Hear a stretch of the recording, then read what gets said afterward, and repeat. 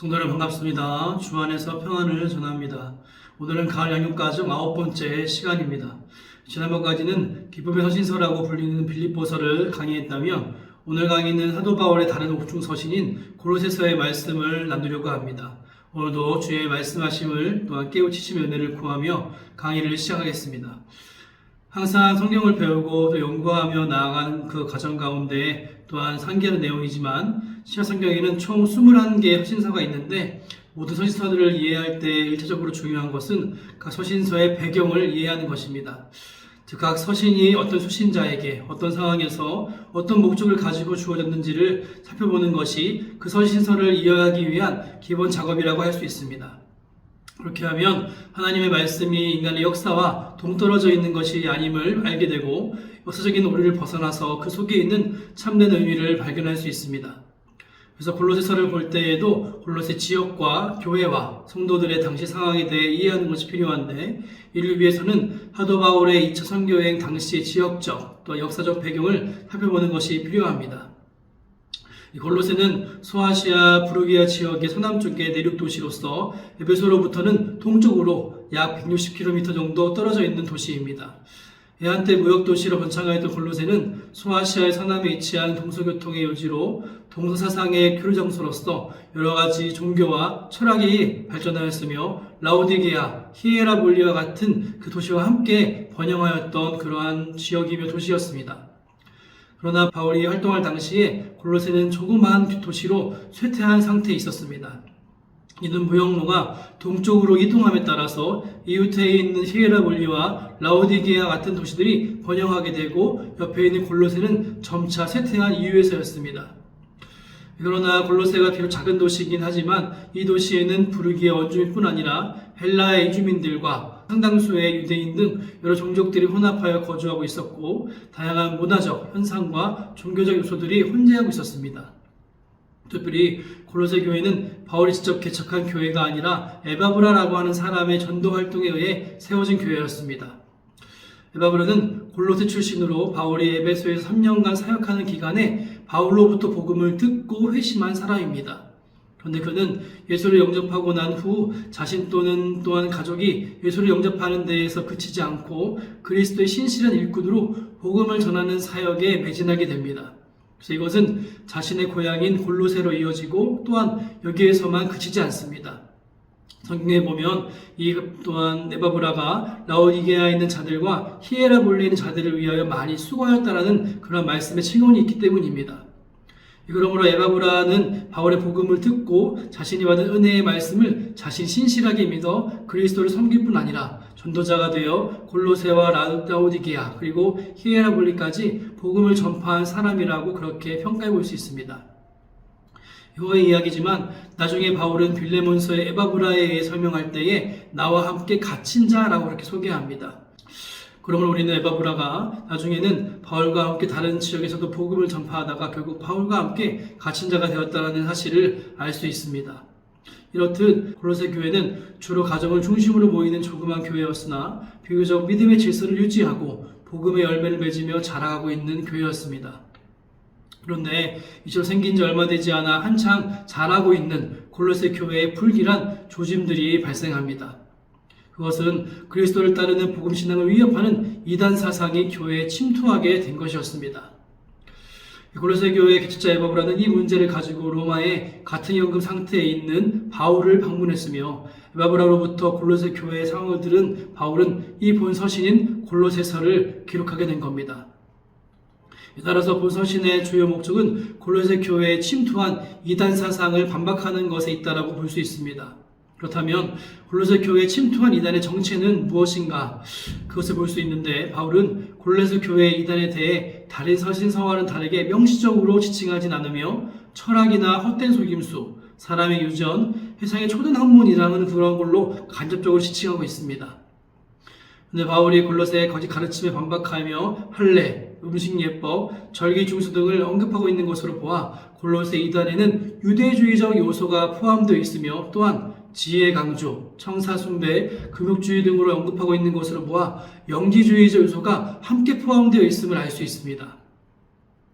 그래서 학자들은 골로새 이단은 유대주의적 요소와 영지주의적 요소가 결합된 일종의 종교적 혼합주의라고 그렇게 이야기합니다. 이러한 종교적 혼합주의는 다음 세기인 2세기에 고도로 체계화되고 완전히 특세하게 된 영지주의의 처음이었다는 것에서 원시 영지주의라고 그렇게 불리기도 합니다. 초대교회사를 살펴보면 2세기 교회 역사는 바로 영지주의와의 사활을 건 전쟁의 시기였음을 알 수 있습니다. 영지주의라는 말은 지식, 헬라어로는 그노시스라는 헬라어에서 또한 비롯된 그런 말인데, 신적 계시와 현몽에 의한 초자연적 지식을 소유할 때 구원받는다라는 그런 사상을 주장합니다.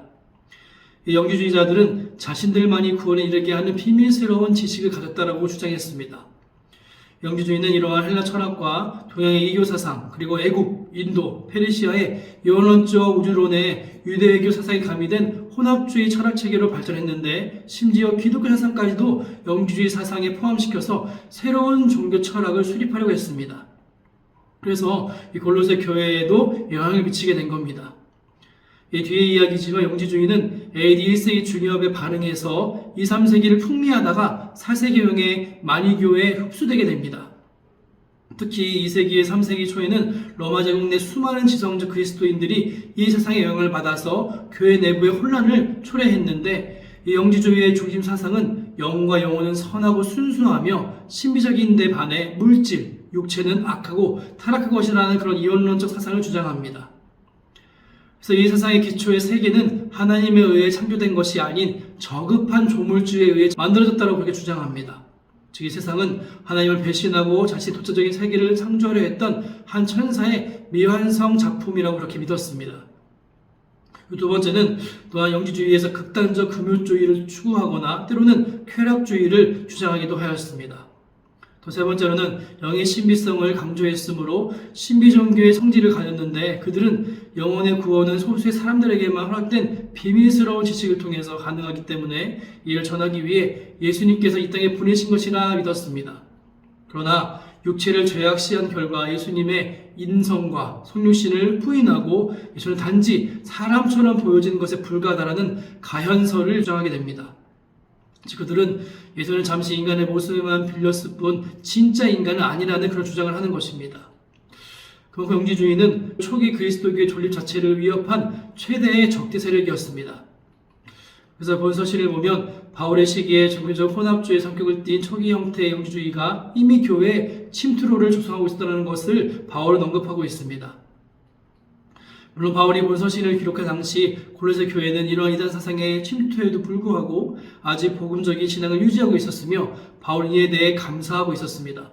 그러나 침투해 오는 이단 사상의 위협을 마냥 방치할 수 없었고, 무엇보다 바울이 본 서신을 기록한 것은 당시의 골로새 교회를 거짓 사상으로부터 지키기 위해서뿐 아니라 그 거짓 사상을 방치할 경우 그것이 그리스도교를 본질적으로 위협하는 무서운 적대 세력이 될 것임을 미리 내다보았기 때문이었습니다. 그리고 골로새서만의 또 특징적인 것을 본다면 본 서신에서 바울은 거짓 교사들의 가르침에 일일이 대응하고 있는 논쟁의 방식보다는 그리스도의 진정한 본성과 탁월성을 제시함으로써 이단 사상의 헛됨을 드러내고 논박하는 그런 방식을 취합니다. 종교적 혼합주의라고 하는 골로새 이단의 주장은 또 결국 그리스도의 신분을 격화시키고 그의 구속사역의 안정성을 부여하는 것이었습니다. 영지주의 예수 그리스도의 신성을 인정하지 않고 인간으로서 구원을 허락하신 믿지 않았던 것처럼 말입니다. 영지주의가 원했던 것은 그렇게 함으로써 그리스도인들이 그리스도만을 따르는 것에서 벗어나서 그리스도 외에 새로운 보충이 필요하다는 것, 보충물을 추구하도록 하는 것에 있었습니다. 이것은 지금 저희가 살아가고 있는 현재의 이단의 모습과 너무 흡사합니다. 신천지나 통일교나 하나님의 교회 같은 이단의 모습들 중 하나는 그리스도 외에 다른 구원을 이야기한다는 것입니다. 이 원래 진리에 다른 것을 첨가해 진리를 왜곡시키는 것입니다. 그러나 바울은 그리스도의 존재와 사역의 탁월함을 제시함으로써 거짓 교사들의 가르침에 그것을 일거에 분쇄합니다. 즉, 영지주의가 부정하는 예수 그리스도의 신성과 그분의 역사를 증명함으로써 영지주의라는 이단을 종교혼합주의라는 그 이단의 철퇴를 가하고 있는 것입니다. PPT에서처럼 그리스도와 함께 죽고 장사되고 함께 다시 살리심을 받았고, 이렇게 그들이 받은 구원보다 더 중요한 체험이 없고 그들이 받은 구원에도 부족한 것이 없다라고 그렇게 바울은 주장합니다. 그래서 말씀을 보면 바울은 그리스도에 대해 말할 때 그리스도는 그 존재에 있어서 유일무이한 최고의 위치에 계신 분이시며 그는 보이지 않는 하나님의 형상이시고 모든 창조의 근원이자 목적이시며 만물의 으뜸이다라고 그렇게 이야기합니다. 더불어 천사들과는 비교도 할 수 없이 탁월한 분이시며 그리스도의 탁월함은 그의 구속사역에 있어서 더욱 드러나는데 그리스도는 구속사역에 있어서 인간이나 천사가 보충해야 어떤 것도 남겨두지 않으셨고 성도는 하나님의 충만이 거하시는 그리스도 안에서 이미 충만해졌으며 또한 그리스도와 연합하여 다시 살리심을 얻을 수 있다라고 그렇게 말합니다. 다시 말하면 성도는 영생을 위해, 영적인 충만을 위해 또는 구속의 완성을 위해 아무런 다른 보충도 더하여짐도 필요로 하지 않는다는 것을 바울은 말하고 있는 것입니다. 그래서 바울은 골로새서를 통해 주의 성도들이 추구해야 할 것이 있다면 오직 위에 계신 그리스도이시며 또 그분 안에서 구속받은 자로서의 거룩한 삶을 살아가는 것이다라고 바울은 말합니다. 바울은 이처럼 그리스도의 번성과 탁월성을 제시함으로써 이단 사상을 분수할 뿐 아니라 자연스럽게 성도들이 추구해야 할 삶에 대한 실천적 권면까지 본 서신을 통해 제시하고 있습니다. 오늘 시대이건 그리스도인들은 그 시대의 지배적 사상과 철학을 따라가려는 유혹을 받습니다. 바울 당시 고로새 교회의 신앙을 위협했던 종교적 혼합주의는 비단 그 당시에만 적용되는 일이 아닌 현재에도 일어나고 있는 일입니다. 이 모양만 연지주의이고 이단이지 그 안에는 모두 종교적 혼합주의의 기둥이 그 안에 있는 것입니다. 그러므로 이를 통해 골로새서에 등장하는 말씀은 지금의 현실과 동떨어져 있는 말씀이 아닌 우리 시대에도 현재에도 여전히 유효하고도 적절한 하나님의 교훈을 제공한다라고 할 수 있습니다. 이제 골로새서의 구조를 살펴보면 골로새서의 내용의 구조는 신약서신의 일반적인 양식에 따라 구분할 때 1장 1절부터 23절의 도입부와 24절부터 4장 6절까지의 본론부와 4장 7절부터 마지막 18절까지 종결부로 3분할 수 있습니다. 이 중 도입부와 정결부는 대부분의 바울서 신서들의 기본적인 틀을 따라서 또 송신자 또한 수신자의 포기 및 축도로 된 인사와 감사기도 및 마지막 탕부를 담고 있습니다. 도입부를 보시면 도입부는 발신자, 수신자 표기 및 축도로 된 간단한 인사말 이후에 골로새 성도들로 인한 바울의 감사 및 충복기도를 담고 있습니다.